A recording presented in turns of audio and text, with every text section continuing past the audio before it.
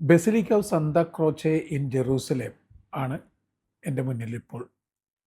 Saint Helena 4-ാം നൂറ്റാണ്ടിൽ ക്രിസ്തുവിൻ്റെ കുരിശിൻ്റെ ഒരു ഭാഗവും തിത്തുലൂസ് ക്രൂച്ചീസ് എന്നറിയപ്പെടുന്ന ഇൻസ്ക്രിപ്ഷൻ ബോർഡും ആണികളിൽ ഒന്നും മുൾക്കിരീടത്തിൻ്റെ 2 മുള്ളുകളും ഇവിടെ കൊണ്ടുവന്ന് പ്രതിഷ്ഠിച്ചു.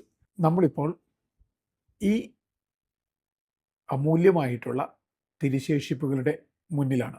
വളരെ പ്രധാനപ്പെട്ട ഒരു ചിന്ത മനസ്സിലേക്ക് വരേണ്ടത്, ക്രിസ്ത്യാനിക്ക് ഒന്നുകിൽ ക്രിസ്തുവിനെ വീണ്ടും തറക്കുന്ന ആണിയായിട്ട് ജീവിക്കാം, അല്ലെങ്കിൽ ക്രിസ്തുവിനെ കുരിശിൽ നിന്നും മോചിപ്പിച്ച് മറ്റുള്ളവർക്ക് കൂടി ഉയർപ്പ് ഏകുന്ന ഒരാളായിട്ട് ലോകത്തിനു മുമ്പിൽ അവതരിപ്പിക്കാം. ഏതാണ് ഞാൻ ചെയ്യുന്നത് എന്ന് സ്വയം ഒന്ന് ചോദിക്കുക. ക്രിസ്തുവിനെ തറക്കുന്ന ആണിയാണോ? ക്രിസ്തുവിൻ്റെ ശിരസിലേക്ക് തറച്ചു കയറുന്ന മുൾക്കിരീടമാണോ? കുരിശ് തന്നെയാണോ? അതോ ഉയർപ്പിൻ്റെ വഴിയാണോ ഞാൻ?